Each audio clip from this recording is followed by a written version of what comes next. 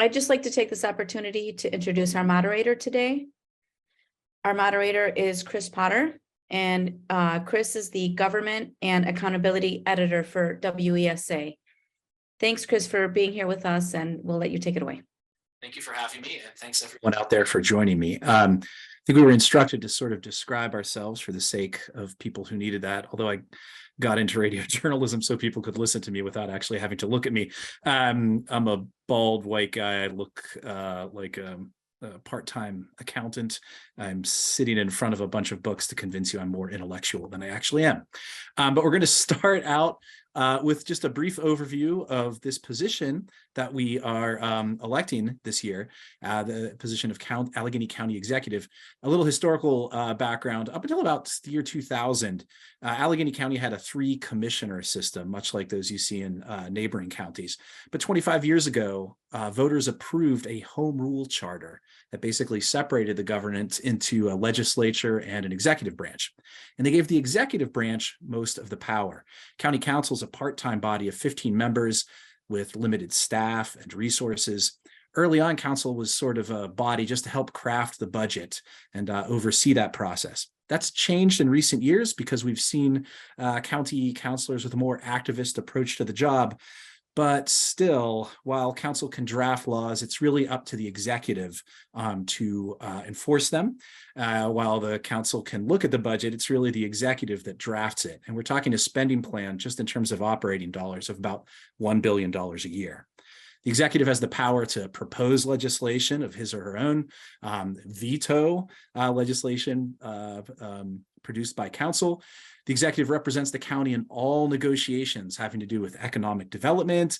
The executive represents the county in bodies with other officials. So, for example, Rich Fitzgerald right now sits on the Southwestern Pennsylvania Commission, which handles a lot of the infrastructure dollars that get spent on transportation and other projects. Huge, very important, as we've seen with infrastructure in recent years. The executive also makes appointments to boards and commissions. We're talking about Pittsburgh Regional Transit, the Allegheny County Sanitary Authority. Its friends call it ALCASAN. And this one is especially important to me. The county executive also sits on the Board of Elections, which administers elections in the county every year. So who are the people who actually want to do this job? You'll be hearing more from them in a moment, but they are Allegheny County Councilwoman Liv Bennett, former Pittsburgh Public School Board member Teresa Shuley-Kalezi, former county councilperson and attorney David Fawcett, state representative Sarah Innamorato, city controller Michael Lamb, and community activist Will Parker. County Treasurer John Weinstein, these things always fall out of my ears. County Treasurer John Weinstein notified us earlier today that he would not be able to attend. He was apparently called away for a funeral. So sympathies to him and to the loved ones. Very briefly, before we get into the questions, just a quick note about the rules. Candidates, I'm going to ask you to remember, this is a forum for the folks listening to hear what you have to offer and the vision that you have to offer, not a place to debate each other or take pot shots at each other. If you want to do that, feel free to call me after the debate and we can get some stories out of it. But for this evening, we're strictly talking about your vision, your platform, your ideas. We're going to be asking the questions in alphabetical order, rotating the first person after each question. So Ms. Bennett will have the first question, Ms. Kalezi, will take the next question, and so on and so on. Candidates will have 60 seconds to answer each question and 60 seconds for a closing statement at the end. We will mute you. That is the awesome power that we have. You get to do budgets and everything else. We get to make you be quiet, at least for a little while this evening. With that, let us get to the first question. And as I said, Ms. Bennett, this question will be for you first, although all the candidates will have a chance to answer it. As I said before, a key power of the county executive is to hire department heads and appoint members to boards, authorities, and commissions that oversee services like health, water, housing, public transit, and economic development. What qualifications, accountability systems, and public input processes would you require to ensure that these bodies fairly represent and serve the community, especially groups that have experienced the damage of systemic discrimination? Thanks so much for tonight and this question.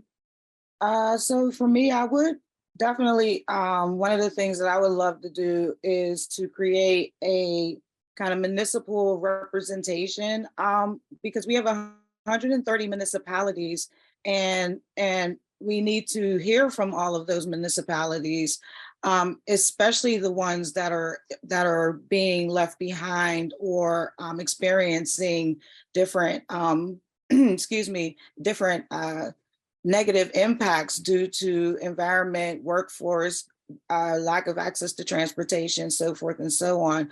So I would want to make sure that I'm hearing from all of these municipalities so that we are addressing issues and knowing about the issues that are across the 130 municipalities that we have in our region. Very good. We'll move along to Mr. Fawcett then, and hopefully we'll get Ms. Khaleesi back on the chat here. Thanks, Chris. Can you hear me? Yeah, yes. Yeah, great. That's a great question. One of the big powers of the county executive is appointing board members to everything from the regional transit system to the stadiums to the airport, so on and so on, and picking the health department director, the public defender, and so on. I think a couple things. There absolutely needs to be a vetting process that's open. Two, there should definitely be financial restrictions. That is, people on boards would be precluded from being on boards depending on the amount of contributions they may have given to candidates. I think that's imperative. We've seen in certain circumstances, for example, people being appointed to boards who have given $50,000 to the county executive. So I think having a vetting process is super important. It can't just be the county executive, and then it has to be representative of all groups, depending on the board. We now move to Representative Innamorato. So I'm State Representative Sarah Innamorato. I'm a white woman with long brown hair wearing glasses. My background is Sarah Innamorato for county executive signs that are in green and white. Okay, so what are we going to do? As county executive, we need to lead with equity and inclusion and justice. In order to do that, we need to hear from the community. So we need a nomination process where community leaders can nominate themselves or others who would be great additions to head agencies or serve on boards. Outside of that, we really need to look at we need to turn the lens inward on the county and ensure that we are actually living out the values of equity. So we need to do an internal audit to make sure that we're addressing any gaps that exist across gender, race, disability status, et cetera, so we can set a baseline for what we're doing. And then we need to bring county government out into the people, into the. We now move on to Mr. Lamb to answer this question and Okay, describe where you're at. I'm Michael Lamb. I'm the city controller of Pittsburgh. I am I have dark, not so dark as it used to be, hair, and I'm a white man sitting in my kitchen in front of some kitchen cabinets right now. I would agree with a lot of that's been said. I'm someone who, when I make decisions like this, believe in getting diverse opinions and listening to diverse opinions. I spend a lot of time talking to people in all areas of this community about public policy and about the way that it is performed, trying to get as many opinions as I can. I do believe in having community advisory boards and community advisory discussions around the appointment of positions, particularly with stakeholders who are close to the subject matter, but also to those who are most affected by it. You know, those people who are kind of feeling the pain of the decision should be part of the decision making and part of who is overseeing that process and who the decision makers are on these various boards. And Mr. Parker, the question to you. Hello, everyone. My name is William Parker. I'm a Black male. I'm sitting here with a brown suit on in front of my campaign posters, which are white and Black. I believe that, of course, we need to get the community involved with this decision-making process. We need to hear from the unheard, and we need to find people who are passionate in these areas so that they can serve the people. Too many times we just see that these politicians put people in place who are their friends.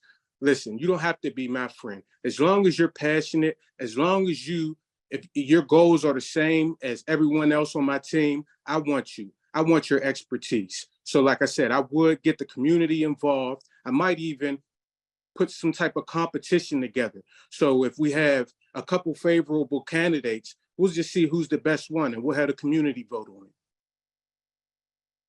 Thank you, Mr. Parker. Is Ms. Khaleesi back at this point? Thank you.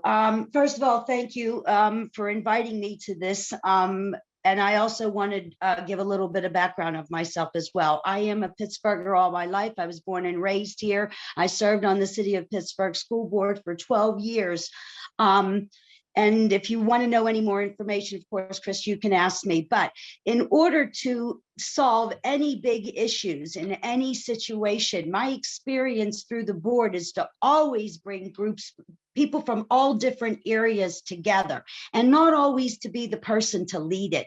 Sometimes you need somebody outside of you to be able to mediate and bring people together. And that would really be where I start, because that's always been my success. We're going in alphabetical order. Right. So you get the first question. You got the last one the first time, but we'll be asking you this question first.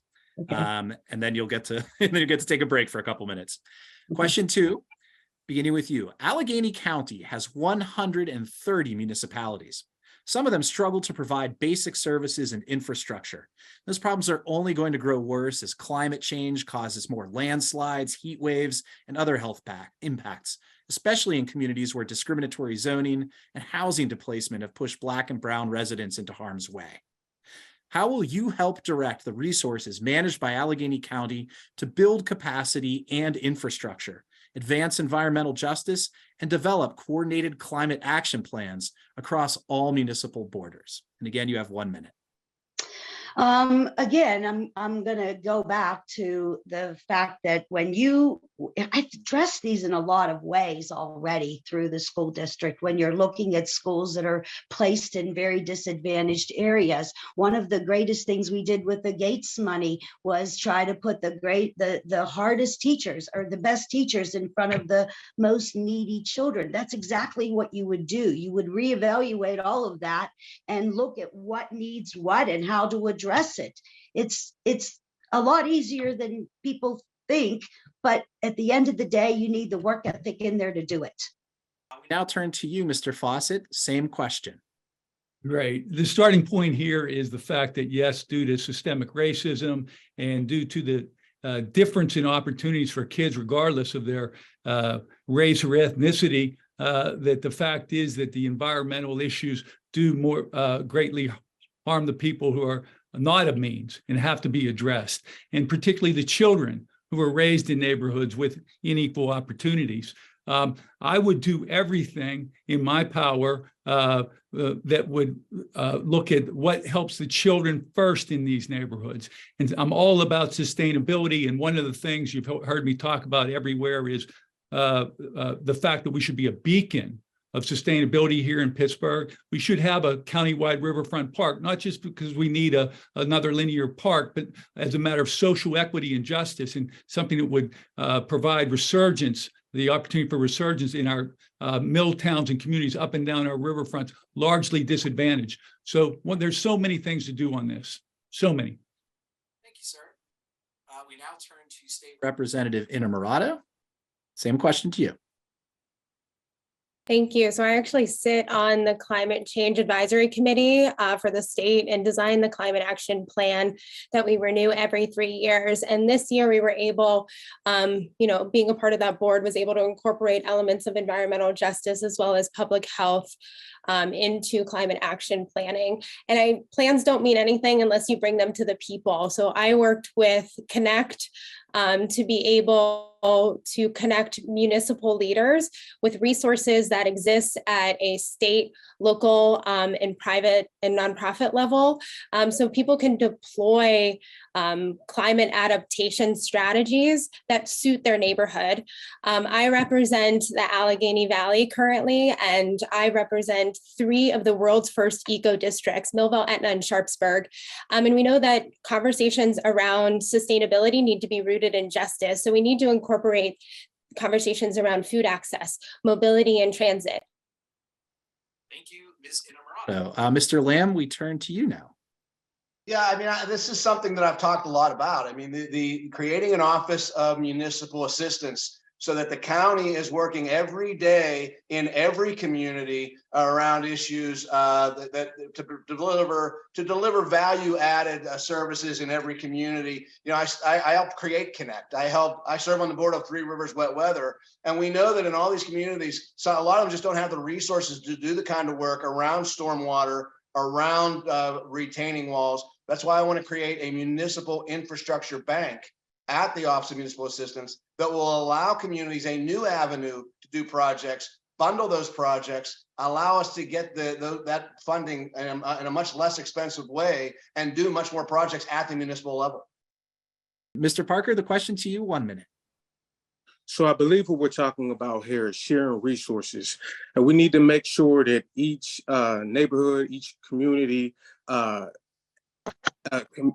resources are met at an equitable level. So what we need to do is go into these communities, go into these 130 municipalities and talk to the people and see what they need and see how we can also lend what we have a surplus of from one municipality to the other one, so we can work together and we can sustain each other.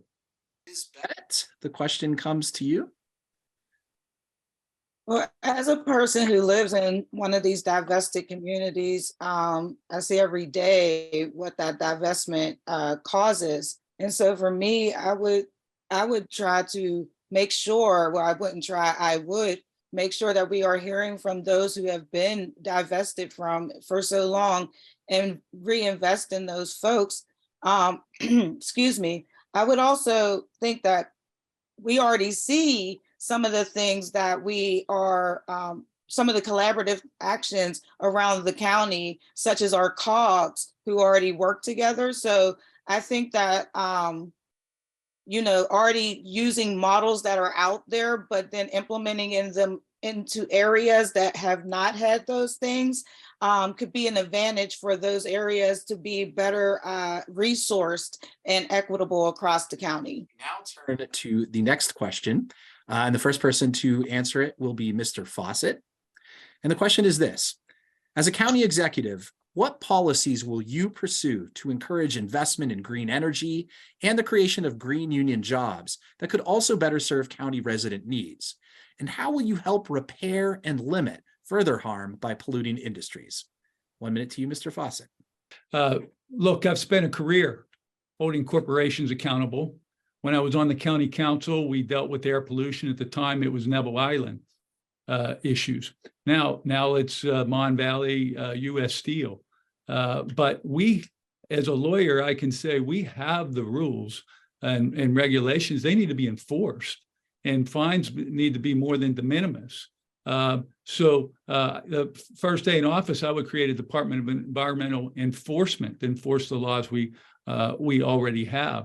But in terms of green energy, wind and solar, we need to promote the use and manufacture of those energies. And again, everything I'm about is making Pittsburgh a beacon of sustainability, raising our profile. And, you know, that's from using alternative energy to cleaning up the problems that we do have and taking a very aggressive stance in that regard. Ms. Inamorado, the question to you. So in order to enforce the regulations that we already have, we need to make sure that we're taking care of the people who are in the health department who are responsible for enforcing air quality standards. We also need to take a look at those standards and ensure that there are environmental justice protocol written into them and we don't have a pay to pollute model.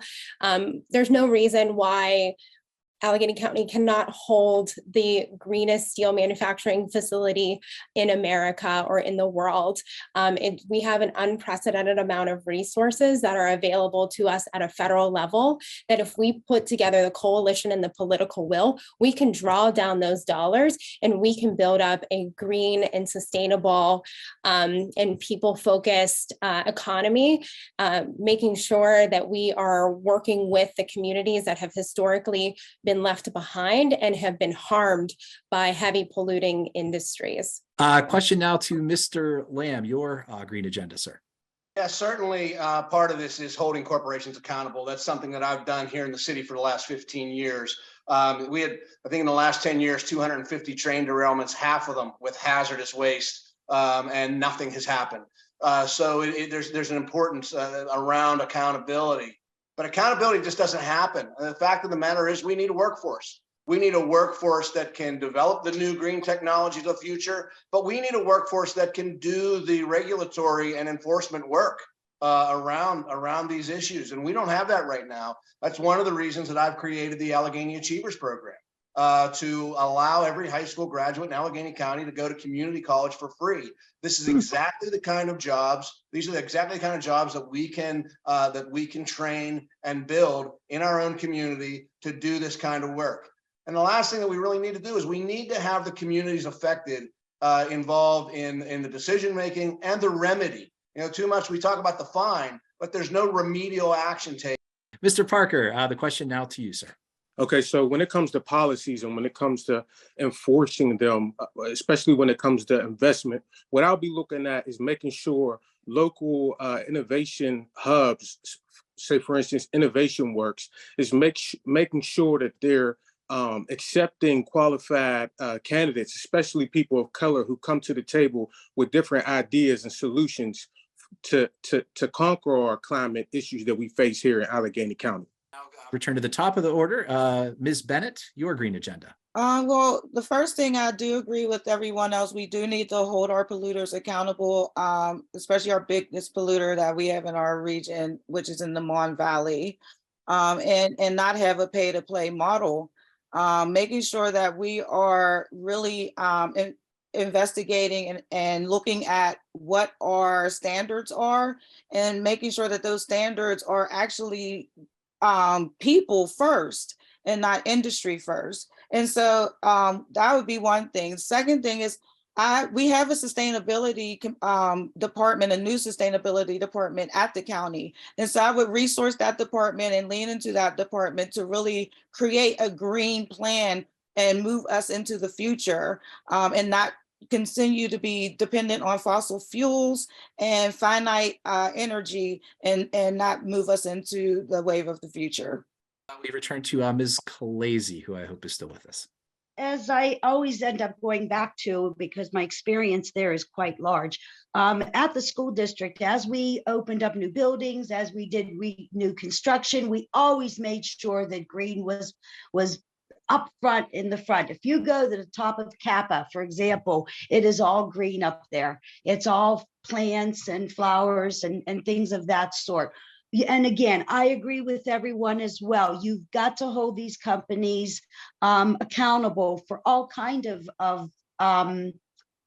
pollutants that we have in around us. I mean, cars. I mean, we're surrounded by it. So we all have to take some responsibility and be a little bit more green ourselves. And that, you show what you can do. But as I said, this is something that we can do together. We've got a lot of parks around here, and we have a lot to offer in this county, and we can go greener. Ms. Khalazy, we now turn to our next question, and the first candidate to be asked will be Ms. Inamorado. And the question is this: do you support reopening the Schumann Center? And if so, what would you do to ensure that the abuses and failures that took place there previously will not be repeated? If you don't support the reopening of Schumann, what approach would you take with youth who have encounters with police? And finally, given the long documented history of abuse and neglect in the Allegheny County Jail, would you commit to firing Warden Orlando Harper? 1 minute to address all of that. So I'll start with the last question. Yes, we need to fire the warden, and we need new leadership at the Allegheny County Jail. The conversation around Schumann, we need to center it not around a facility, but center it around youth and what the youth need, right? We need to have a few beds available for youth that are involved in some sort of violent crime that pose a risk to public safety. But we cannot open a detention center. When Schumann closed, there were 16 youth there. If we open up a new facility, we're gonna fill it. And we're gonna fill it predominantly with Black kids who probably have minor offenses like truancy, and it's unacceptable. So if we open up a new facility, it needs to be non-carceral. You shouldn't have to go through a criminal legal system in order to get help and resources that every single child deserves in this county. So I would work to ensure that we are opening up a facility that's providing alternative education opportunities and mental health supports and the youth and love that these. Ms. Inamorata, the question to you, Mr. Lamb. Yeah, first, let me say that I do believe we need new leadership at the jail. I called for that when I first announced. I think I was the first person in this race to call for new leadership at the jail. With respect to a juvenile detention center, we do need a juvenile detention center, but I think it has to be a couple of things. First off, it has to be public. We're not going to profit off of the misfortune of our kids, and so we have to have a public facility. We have to have a facility that I think needs an oversight board that includes the stakeholders, that includes people around juvenile justice, that includes people in the community, that includes law enforcement, that includes advocates for our young. Right now, what we have right now, the choice you have is you send kids to the county jail or you do nothing, and that can't be the answer. I do think, though, that the facility should be multi-county. I think if we could set up a system that the county runs, our county runs, contracts it with our neighboring counties so that we can sort of offset the cost of the program. Again, we don't want to be. Mr. Lamb. Mr. Parker, the question to you. Absolutely. I do believe that we need to replace the leadership at the Allegheny County Jail. I like to talk about Schumann, focus on that. No, we do not want to open Schumann at all whatsoever. I hear these calls out for Schumann to reopen. What we really need to be doing is reimagining Schumann for space for the unhoused. As far as to my knowledge, we have a holding facility already at the Allegheny County Jail, which houses the most violent juveniles. And if we're already having complaints at the Allegheny County Jail, why would we go and open Schumann when we haven't even structurally fixed what's happening at the Allegheny County Jail? We have these couple of issues. We have a couple of issues that happen with juveniles, and then everyone's rushing to open up Schumann. Let's open up Schumann. Let's fill it up with beds. I'm saying no. Thank you, Mr. Parker. Ms. Bennett, the question to you. Yes, I commit to firing the warden. I've said this and I don't take it back.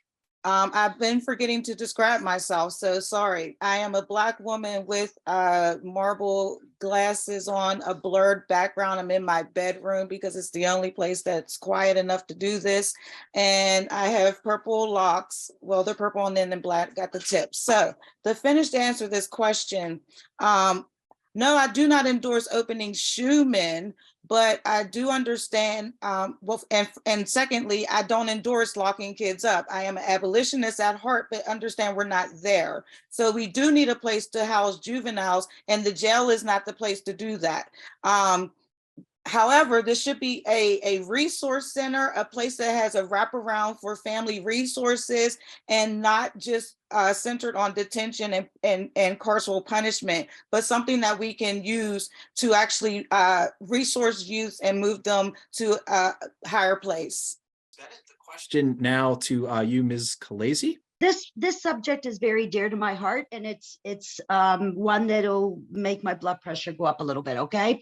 I find it very difficult to understand why you would shut down a program, regardless of the reasons, without having a backup.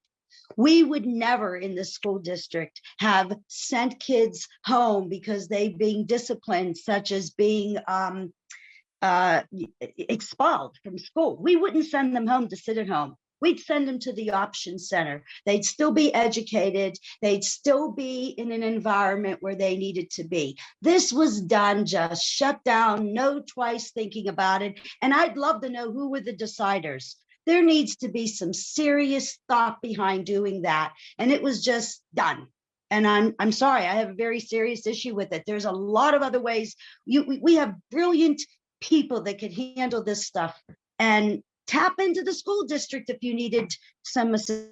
Ms. Khaleesi, this question, the last person to answer, I believe, will be Mr. Fawcett. Mr. Fawcett, go ahead, please. Thank you. So I agree with many of the comments of the folks on the call. I am a doer, and I have a great experience in doing things in this realm. As a lawyer, on behalf of the ACLU, I've sued the jail for their mistreatment of inmates with the Innocence Project. I've walked men out of jails who were innocent and but sentenced to life. I represent juvenile lifers. I understand the mass incarceration and in our role in it. But we need a balanced approach of, obviously, the government's first responsibility is the safety of its citizens, but at the same time, you need accountability. And we don't have accountability at the time. Now, quickly, with Schumann and with the jail, it's not as simple as firing a warden. I sued the warden. I know the problems there, but it's an HR issue in both places.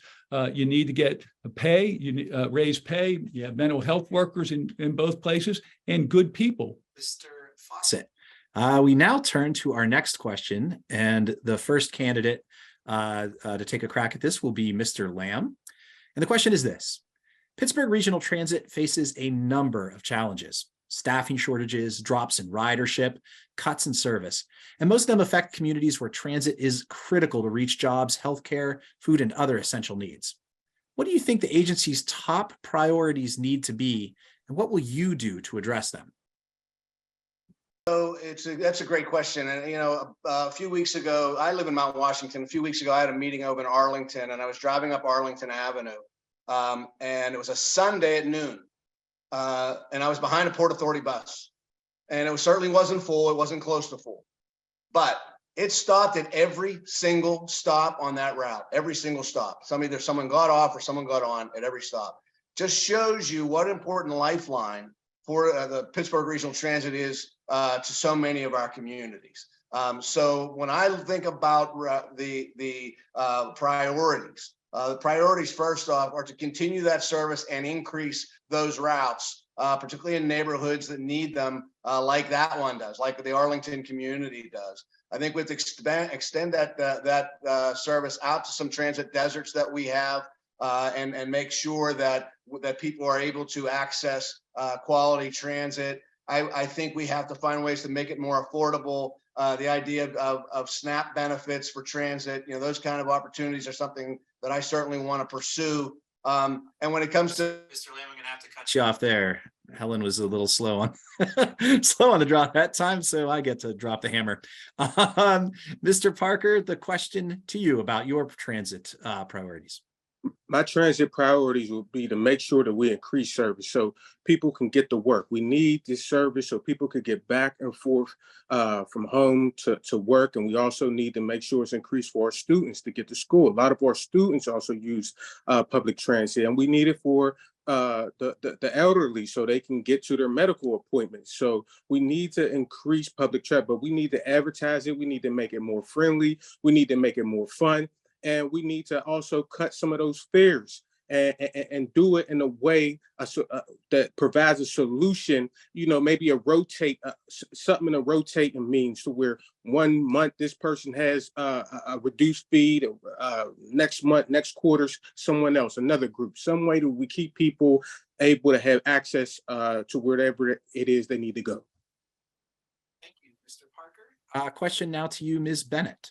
So yeah, I think that, yes, absolutely, there are challenges.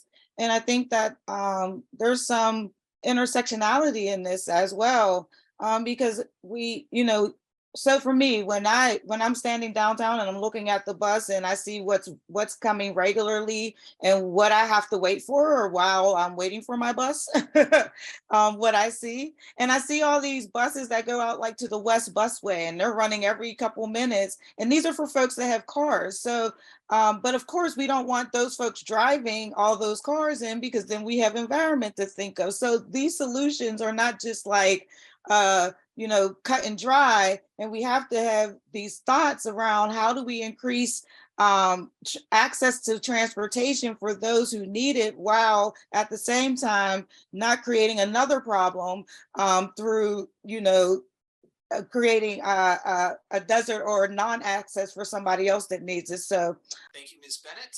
The question now to you, Ms. Khalazy. I just wanted to make a real quick comment to the question before. I would never discuss hiring or firing anybody outside of a private situation. That's just something I would never make a comment that way. And I'm going to go on to transit. Transit has been an issue for a very long time. Try getting a bunch of kids all over this city. That is not an easy task, whether it's through Port Authority or actual buses. It is something that we seriously need to sit down and look, because this city is not easy to get around to begin with. So it's something that we need to sit down and look at and see where you need this transportation to move. And you don't need somebody living in the West End and has to go all the way to the East End and take 4 buses to get there. I mean, we've got to figure out another way. It's possible. It's possible. It's got to get done. That's all. Thank you, Ms. Khalazy. The question now to you, Representative Innamorato. I think I'm next. You know what? You are so right. Go ahead, Mr. Fawcett. My apologies. And this is one I really want to address. Listen, the county is absolutely breaching its responsibility relative to transit. Old people can't get to their doctor's appointment. Young people and workers can't get to job sites. We can't cut funding, but we have to increase ridership. It's outrageous. We are running empty buses in and out of town. And people aren't using them sufficiently. When I was on the council, I said, let's have vans, let's have people be able to call, let's have creativity here. Increasing ridership is imperative, particularly for our communities with people looking to work who are underprivileged and so on. It's a high priority, but there's only one metric, and it's increasing ridership. We have to do it. We need to be creative and smart about it. Thank you, Mr. Fawcett. Ms. Innamorato, now you can go. Well, bus lines are lifelines. If we invest in our transit system, we're investing in justice, we're investing in economic development, we're investing in sustainability. With our bus driver shortage, we need to look at how we are creating good opportunities and ensure that driving a bus is a family sustaining job and that it's a good and safe work environment. So we need to do that. We need to draw down federal dollars to increase operations, not just so we're funneling people downtown, but across neighborhoods, because that's how people move across our county. They don't necessarily have to go downtown completely. I want to make the free fare program that's in a pilot phase permanent for our SNAP users. And then I want to look at deploying more transit-oriented development, which means we're developing mixed use, mixed income, housing, and retail spaces across our current transit lines. Thank you, Ms. Innamorato. We're going to turn to our next question now. Hunger impacts 1 in 7 county residents. In large sections of Allegheny County, especially many predominantly Black communities, do not have access to healthy food. How would you mobilize county resources and departments to address hunger and food apartheid in the county? Would you support a food justice fund at the county level to dedicate new resources to building food sovereignty and healthy food access in under-resourced communities? That question to you, Mr. Parker, to begin. Absolutely, I would support justice funds, food justice funds. We need more of these initiatives to come forward. You know, this is my expertise. This is, you know, I've developed this event spin app. This is basically where a store comes to your door. We have vehicles, cargo vans equipped with the most commonly requested convenient items on a cargo van and ready to bring it right to your door.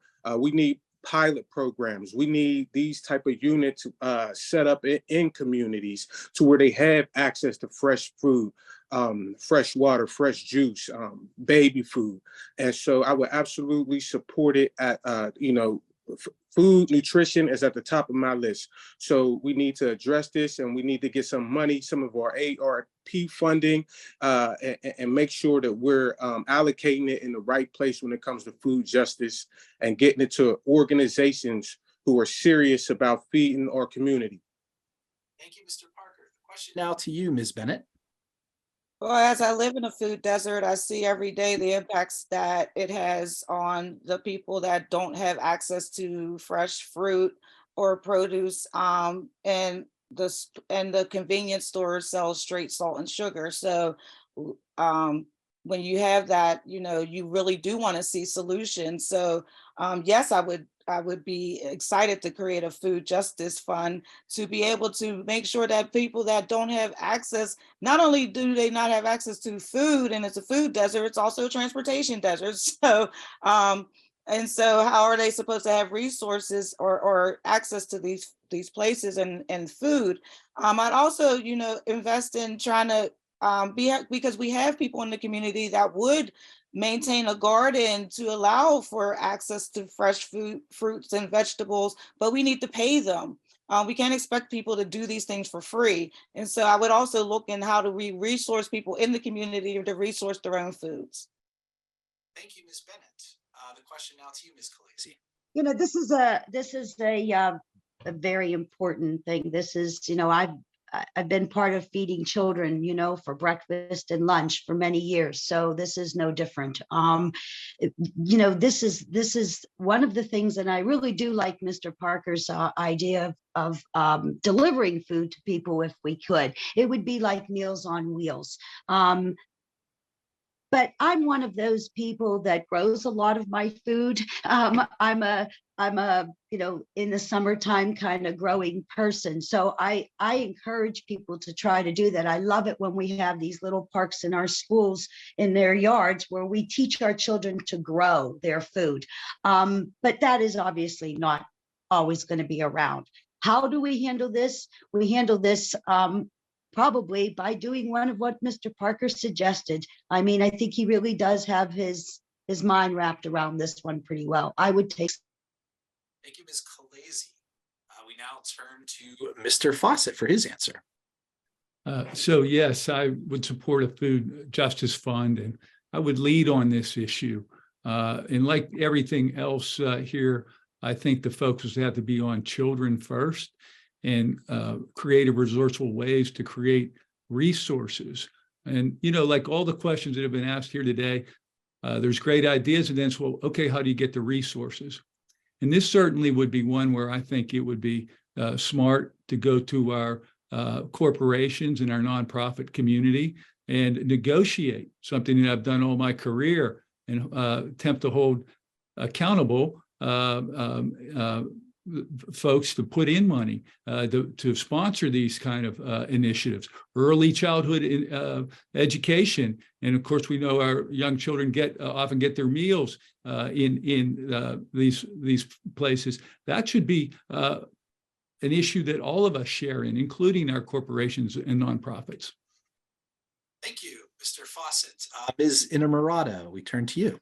We need a food justice fund at the Allegheny County level. And what that can do, it can help encourage folks to start gardens. I used to work for a nonprofit, and we would help turn vacant, blighted land into productive green spaces that were driven by community. So we can fund folks like Bugs, who's the Black Urban Gardeners Initiative, and making sure that we are reaching, a diverse set of folks with garden initiatives. But there's also opportunity, like expanding healthy corner stores and making sure that we're getting fresh produce into stores that exist on the street, and making sure that these shops accept SNAP benefits and they're utilizing food bucks. And then we can actually try to leverage a lot of the work I've been doing in the employee ownership space and start more food co-ops that are owned and facilitated by the residents who live in food deserts. There's a lot of opportunity. It just takes political will and drive and community engagement. Thank you, Ms. Inamorata. Mr. Lamb, you are the last person to take this question. Yeah, I absolutely support the creation of a food justice fund, and for many of the reasons that have been talked about today. I mean, the idea of investing in urban farming, the idea of expanding farmers markets, and then allowing more farmers markets to use SNAP and other benefits and accept those as payment, I think are all areas in which we can have a real impact in stopping or ending some of these food deserts that we have. Here in Mount Washington, we're lucky. We have a neighborhood grocery, but in the neighborhoods just over, there isn't one. But what there is the Pittsburgh Hilltop Farm, the Hilltop Urban Farm, and that would be a great facility, but for the fact that it's currently owned by HUD, and HUD will not allow us to do sales there. So I've been working with people in the Department of Agriculture to try to get that lifted through HUD so that we can have a real farmers market right there on site at the Pittsburgh Urban Farm, Hilltop Farm. Thank you, Mr. Lamb. Our next question now we turn to, and Ms. Bennett, you'll be the first person to get a crack at it. And that question is this. In 2021, the county created the Department of Children Initiatives to support out of school time and early learning programs. But much more needs to be done to address drastic disparities in infant mortality, lead exposure, which affects learning, childcare, and school district funding. How would you support and invest in the equitable well-being and education of the county's children and young people? Well, thank you for that. And just trying to jot that down. For me, I would definitely invest in we have invested on the county council level in lead remediation. I would continue in investing in that way. I would lean into the expertise of our public health experts and epidemiologists in regards to infant mortality, especially infant mortality specifically to Black infants, which the rate now is at like 16.2 and the national goal is 5.7. So we have a lot of work to do there. And making sure our children are have, because out of school time was the top of the question, making sure that we're reinvesting in places like our rec centers that we used to have when I was growing up, places for these kids to go to be able to actually have some sort of activities and not just be left out here without anything to do. Thank you, Ms. Bennett. The question now to you, Ms. Khaleesi. Hi. So here we go, right back to what's dear to my heart and what I have done.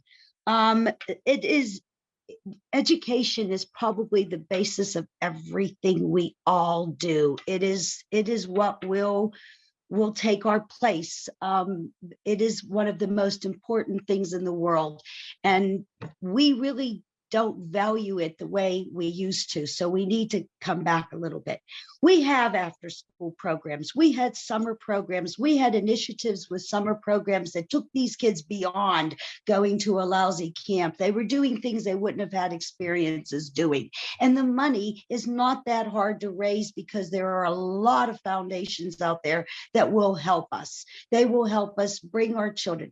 We created preschool free for all when I was on the board. We had summer school programs that took these children places so they saw things. We can do all of these things. We have to want to do it and actually get up and do it. Thank you, Ms. Khaleesi. Mr. Fawcett, the question to you about youth services. Yeah, so, as we learned from the forum that you hosted a couple of weeks ago, we have big, I would say, staggering social equity issues. And this is right at the heart of them all. And you've got so many people that participate in that forum and here. I'm not going to run my mouth about everything I would do on this. There's an infinite amount of things that need to be done. And I would be going to the experts, which are actually the people on this call, and asking them for their advice and suggestions. It's all a fight for resources. In the end, number one, and number two, it's having a county executive who will lead on this and has a track record of getting things done. So identify the problem, have a plan, go to the experts and make it happen. I mean, that's absolutely what I would do. And the fundamental to it is getting the resources. So that's my best idea on them. Thank you, sir. We now turn to Ms. Inamorado. We absolutely need to invest in our youth across this county. One thing that I've been able to do as state rep that I'm very proud of is passing the whole home repairs bill.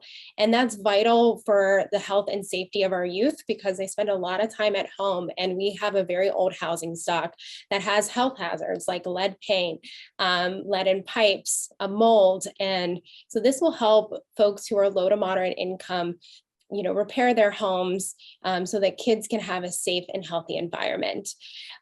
We need to invest in out of school time, and that's from childcare all up into young adults and teenagers. How are we going to pay for it, right? We are currently leaving $30 million on the table by not putting up $5 million in matching funds to draw down those dollars.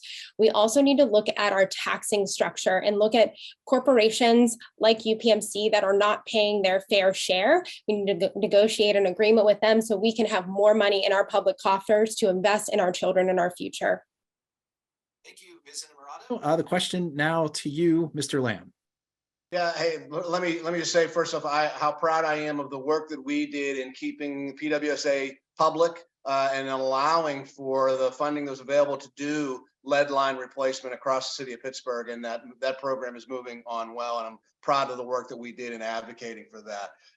I created an organization a few years ago, many years ago now, called A+ Schools, and one of the key initiatives that we took on was out of school time and identifying all the programs that were out there, and then trying to raise the experience of those programs, tying them into school district curriculum, and that really that went a long way to help a lot of kids. I think we need to do more in underserved communities to kind of bring that kind of model. But when you look at children and youth programs across this county, one of the big problems is the lack of connectivity. There are a lot of programs out there, we can't get kids to them. So we've got to find a way to get kids to these programs in a safe environment from their own neighborhoods. And we got to give kids hope. And that's why. Thank you, Mr. Lamb. I believe Mr. Parker will have the last crack at this question. So go ahead, sir. First off, I would like to thank the Black women out there who signed my petitions and put me on this ballot. I have to start there. Many other people signed it, Black, white, male, female, but Black women put me on this ballot, and I have to speak up for them, especially at the rate where these infants are dying or not making it through. And that is because that is totally reflective on how Allegheny County treats its Black women, which is totally unacceptable. We have to start there. I will make sure that our Black women are empowered. They have the resources to overcome their mental health challenges, anything that they may face. When it comes to our children, we need to make sure that they have state-of-the-art recreational facilities. When it comes here in Allegheny, where can we really say there's a state-of-the-art recreational facility that totally blows our mind? We got to make sure we invest in them, because not only are they the future, they are our present. Thank you, Mr. Parker. We turn to what is, in fact, the last question of the evening. You're on the home stretch now. And we begin with Ms. Khalazy. And the question is this: how would you direct county departments and resources to reverse Allegheny County's longtime failure to fulfill federal civil rights obligations, to advance fair and affordable housing, to enforce ADA standards, and to provide interpretation and translation for all county services? That question is to you, Ms. Khalazy. Thank you.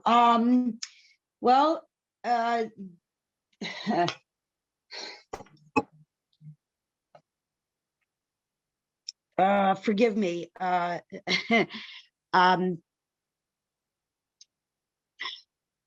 have to apologize because as you were reading the question, I lost my train of thought. So I apologize. Can you back up a second and refresh my memory, please?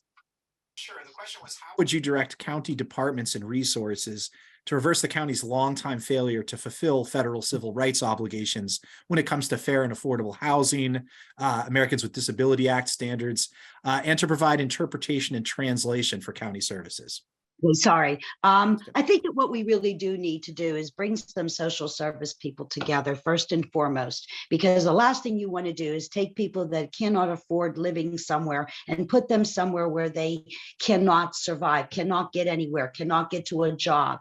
So we have to be very understanding and considerate about where we can be equally fair to everybody. Housing is an issue in this city, and it's become worse in the last year or two, especially with Airbnbs popping up all over the place. And we have to be honest, and we have to tell people, if you're going to have Airbnb, then maybe there's a special tax that you need to pay to help housing for other people. We need to look at those things. We really do.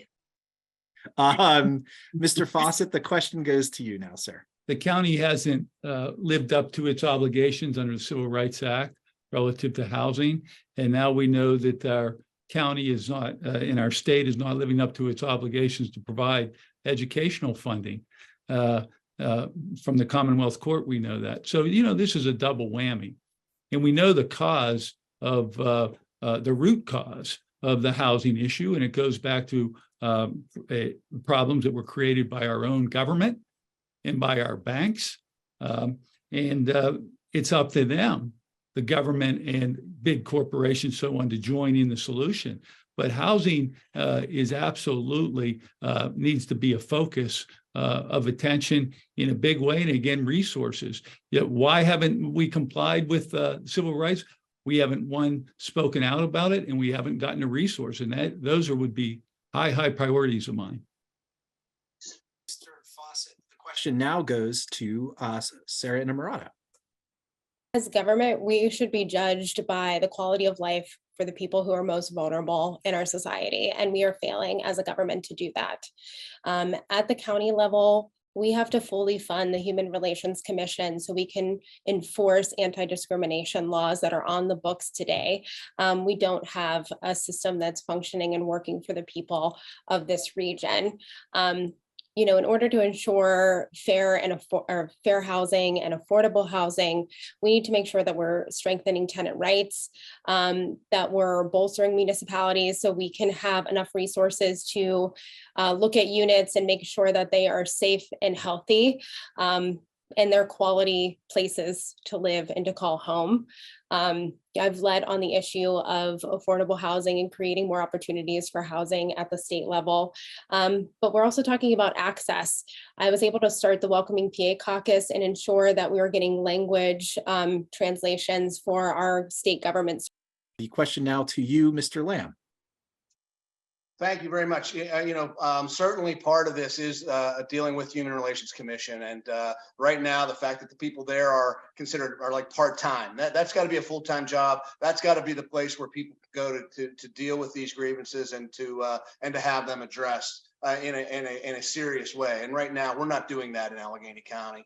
But with housing, I think part of it is this whole issue that, when I'm out in neighborhoods, I talk to people and they're telling me, hey, there's a great house over there. It's been abandoned and I can't buy it. I'm not in the game. Or there's a house over there that I didn't get a chance to buy because some corporation came in and bought it. We've got to work with our local municipalities to strengthen ordinances around ownership, but then also to create opportunities through making titles more marketable. I want to create a tax lien bureau across this county, the tax claim bureau that will be able to bring those properties back to productive use. They'll be available for affordable. Thank you, Mr. Lamb. The question now goes to you, Mr. Parker. We're not living up to our obligations because Rich Fitzgerald has been in office.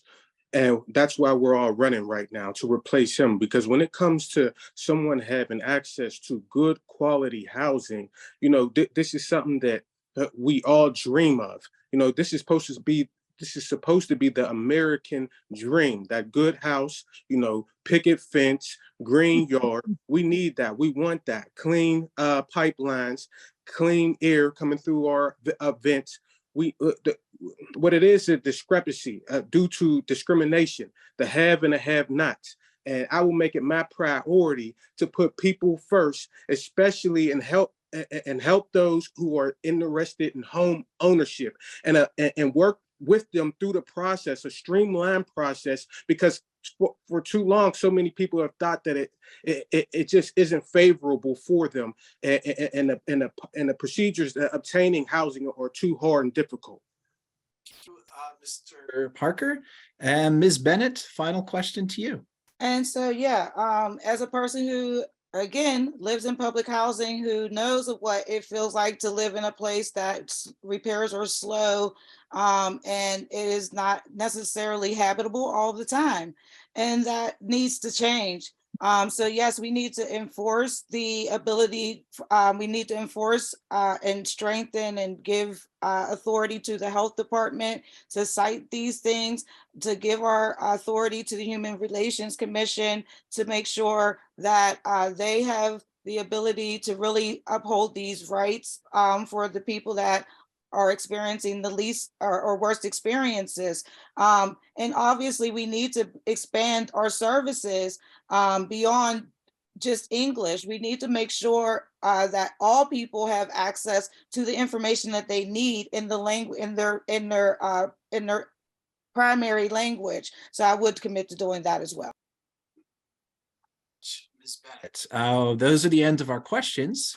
We now turn toward a closing statement from each of the candidates, and we will begin with you, Mr. Fawcett. Thanks. Honestly, I think we want somebody in this position that has practical real world experience combined with a passion for taking on the big, huge challenges we have. There's a three-legged stool as part of my platform: sustainability, criminal justice reform, job creation, creating manufacturing jobs out of our innovation hub rather than letting them be exported. But I've had a career advocating for people who need good advocacy, and I've fought when I had to fight. I've negotiated when I could, and it's no criticism, but this is rough and tumble. Our big issues relate to money and big corporations. And, I have a career of taking those fights on. And that's what I see in the county. These are big fights that somebody with a lifetime of experience in advocacy and taking on tough challenges can handle. And that's what I want to do. And that's what I stand for. Thank you, Mr. Fawcett. We move now to you, Ms. Inamorado, for your closing statement. Thank you all, and thank you all for participating in democracy and being informed voters. So this is about creating a county for us all, one where we can all thrive. And we have an issue in this county. We have 40% of our households that are living paycheck to paycheck. We have seen prosperity come to our region, but that prosperity has not been shared. The reason I have been elected to office in the past is because we built a multiracial, multi-generational working class movement that centered the needs of the people who have been left out of government for far too long. That's what I'm going to do as county executive. As a state lawmaker, I have been collaborative, I have been inclusive, and I have been effective. And I'm going to bring that skill set to this office. This isn't just about who has been in office for the number of years. It's about who's going to lead us into the future and who's going to make sure that we are bringing our communities that have been left out for far too long along with us. So thank you. Mr. Lamb, your final word for the evening. Okay, thank you very much. Hey, thank you very much for doing this. I'm a guy who grew up in one of those close-knit communities where you really learn to look out for each other. And so service was kind of in my life. And for me, that meant really working to empower people so that they could help themselves and each other. We wouldn't be sitting here, as Chris said earlier, if 25 years ago, we as a community didn't take a bold leap to reform this county. I led that effort. It took vision. It took the determination to act on that vision. And that's what I bring to this race. When we talk about systems, it's about understanding those systems, injustice, corruption. I've brought the transparency to those issues as city controller. I want to do that as county executive. This job takes a lot of work, but what it takes is big ideas. I brought big ideas to the table in this race. Big ideas. Thank you, Mr. Lamb. We now turn for a final word to Mr. Parker. First, I'd like to tell everyone from the bottom of my heart, I need you all to start being brave. Be brave. Stop falling for some of these half narratives when it comes to people saying things like it didn't happen overnight. It's not going to change overnight. Yes, it is. And yes, it can. Let's start thinking like that. Let's start living optimistically. Let's start thinking that we can make the change. We have to be the change that we want to see in the world. Listen, I care about everybody's concerns from the bottom of my heart. I sincerely do. And I want to make this Allegheny County work for all Allegheny County. But we need people like the people who are we need them to continue to participate in this political process. It's up. The numbers are up right now in Allegheny County, and we need to strive and do all that we can to encourage and educate our voters. I you vote for me or to pay attention to the message that I have for you. I love you all. Thank you. Mr. Parker. And we now turn to Ms. Bennett for her final thoughts. Thank you so much for tuning in tonight and sticking through. And so, yeah, Mr. Parker is right. Black women are the ones who experience the worst outcomes here in this region. And therefore, why would we not elect a Black woman to help solve all of these issues and inequities in this region? We're not going to move this region forward until we do address the inequities that are here. We have people who are working for Google writing articles about how inequitable we are here. And so we can't attract people if we continue treating people with different lenses and different treatments. So that is why I'm running, and that is why I feel like I should be the one that leads this into the future. I came from the streets. I came from protesting, listened to the streets, got the Independent Police Review Board passed, because that's how you take protest to legislation. And I commit to do that as county executive. Ms. Bennett, our last word tonight is from Ms. Khaleesi. Thank you. I really would like to thank all of you for joining this. I always tell people that if you don't like something, then you need to get up and do something about it. And my reputation speaks of that highly. I came from nothing as well. I'm a first generation Italian. I am bilingual. I grew up in a household where health was always an issue. I had lost brothers myself. This city is worth fighting for. This county is worth fighting for. And I think that doing it without ever being paid a penny proves to you where my dedication is, where my heart is. I brought preschool here for those poor parents that couldn't get any kind of help. And it also educated their children. And I also went as far as fighting to get our children the start of post-secondary education. My reputation speaks for itself. If you back me, I'm there for you. I promise. Thank you very much, Ms. Khaleesi. Thanks to all of our candidates for participating this evening. And now we'll have just a few final thoughts from Brandy Fisher and Monica Ruiz. I guess it'll just be me. Thank you, Chris. I just wanted to thank everyone for joining tonight. We had a consistent 146 people here listening, and so we are grateful for your participation. I want to thank each and every candidate who decided to get into this race. Politics is not easy, but it is necessary, because right now it rules everything when it comes to our lives. So thank you for participating in democracy. Thank you for standing up, and thank you for being here. To the voters, you had a chance to hear tonight from each and every candidate running for one of the most powerful seats in our region, in Allegheny County. Stick to what you heard and make sure you go out to vote on May 16th. And don't just vote based on what touches you personally, just your family, your life. This is about Allegheny County and all of its residents. Let's listen, let's take notes, and let's make sure that we go out and vote on May 16th. Thank you.